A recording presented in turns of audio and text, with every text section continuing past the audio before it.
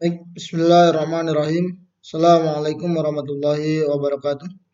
Alhamdulillah, puji dan syukur mari kita panjatkan kepada Allah Subhanahu wa taala. Salawat dan salam mari kita sanjungkan kepada baginda alam, yakni Nabi besar Muhammad sallallahu alaihi wasallam. Alhamdulillah, semoga semuanya sehat walafiat dan adik-adikku semuanya baik. Untuk sekarang kita lanjutkan eh, pertemuan ketiga dalam bab nun sukun dan tanwin. Adapun kemarin kita sudah mengetahui nun sukun dan tanwin itu ada 4. Yang pertama izhar, yang kedua idgham, yang ketiga iklab, dan yang keempat ikhfa, dan menjadi I4. Izhar, idgham, iklab, ikhfa. Dan adapun untuk pertemuan sebelumnya kita sudah membahas tentang izhar. Ya, adapun sekarang kita menjelaskan tentang idgham yang artinya memasukkan. Baik. Yang kedua yaitu idgham.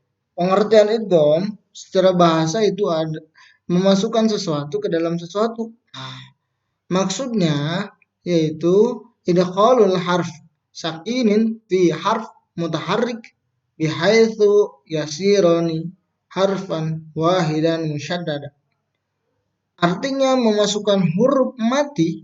Nah, huruf mati yaitu huruf mati itu nun, ya, ataupun huruf yang berharakat.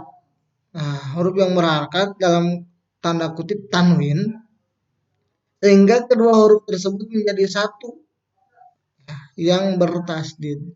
Ya. Nah, jadi ketika ada melihat nun sukun atau tanwin itu, ada jangan khawatir. Lihat dulu huruf setelah nun sukun atau tanwinnya. Itu ada huruf idgham kah, atau huruf izhar kah, atau huruf iklab kah, atau huruf ikhfa kah? Ya, patokannya di situ, di nun sukun atau tanwin. Ketika ada nun sukun atau tanwin, setelah nun sukun dan tanwinnya itu perhatikan hurufnya apa di situ. Nah, adapun huruf idgham itu ada 6. Ya, ada 6. Yang pertama nun, kedua waw, ketiga lam, keempat mim, kelima ro, dan terakhir keenam ya.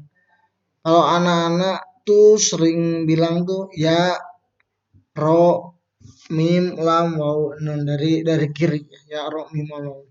Bisa disatukan menjadi yar maluna. Jadi ada mad asli ya. Ada semuanya perlu dihafal juga ya huruf idgham itu ya. Karena sedikit. Izhar ada 6 ya. Idgham juga begitu pun idgham ya. Ada 6 juga. Ya ro, mim, lam, waw. Nah, adapun sebelum ke contoh, ada adikku sekalian, kita harus tahu pembagian idgham. Ya. Idgham itu dibagi 2. Idgham bi gunnah dan idgham bila gunnah.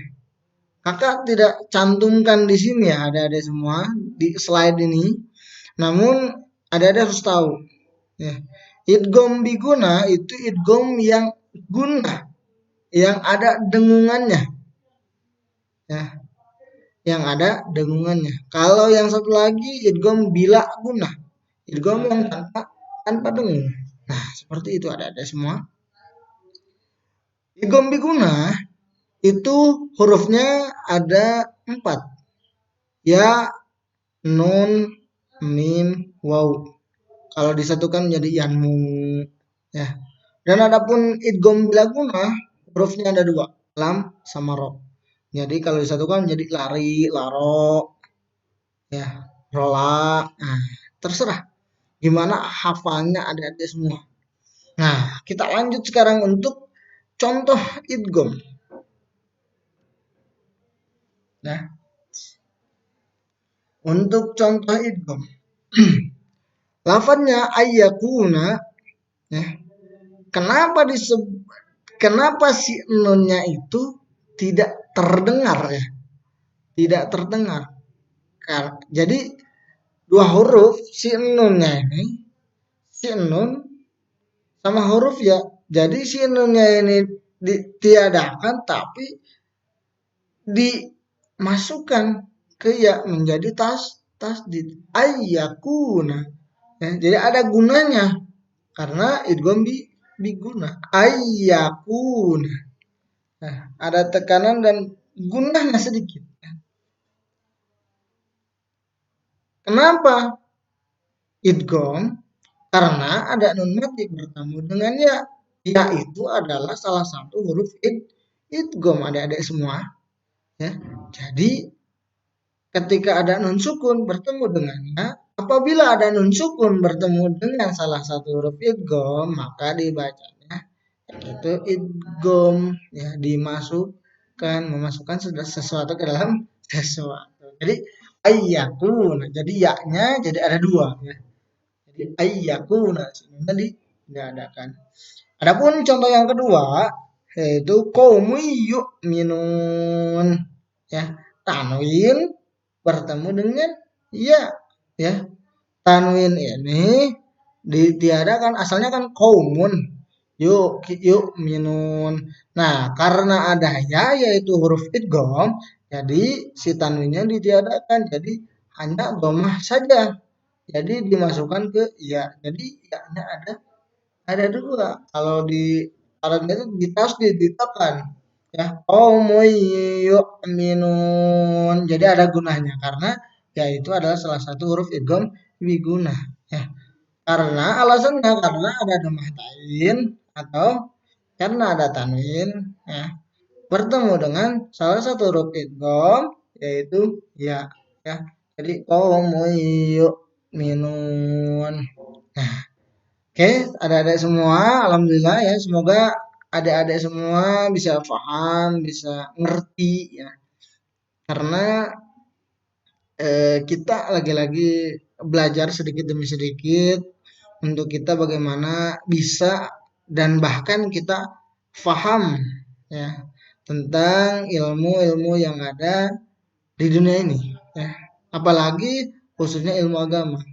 Karena penting bagi kita sebagai manusia, ya. Karena kata Al-Qur'an, kata Allah apa? Wa ma khalaqtul jinna wal insa illa liya'budun. Dan tidakkah aku ciptakan jin dan manusia kecuali untuk beribadah kepadaku, ya. Nah, belajar ini adalah untuk salah satu menunjang kita beribadah kepada Allah, ya. Jadi ada dari semua harus terus giat belajar, belajar dan belajar. Ya, utlubul ilmi minal mahdi ilal lahdi. Carilah ilmu dari kita pertama lahir sampai kita nanti dikuburkan kembali, ya. Semoga kita diberikan pemahaman yang luas, yang tinggi, yang banyak, ya, dan diberikan dan kita selalu ada dalam lindungan Allah Subhanahu wa taala. Ada semuanya tetap semangat dan mari belajar, belajar dan belajar. Terima kasih. Akhir kata, Assalamualaikum warahmatullahi wabarakatuh.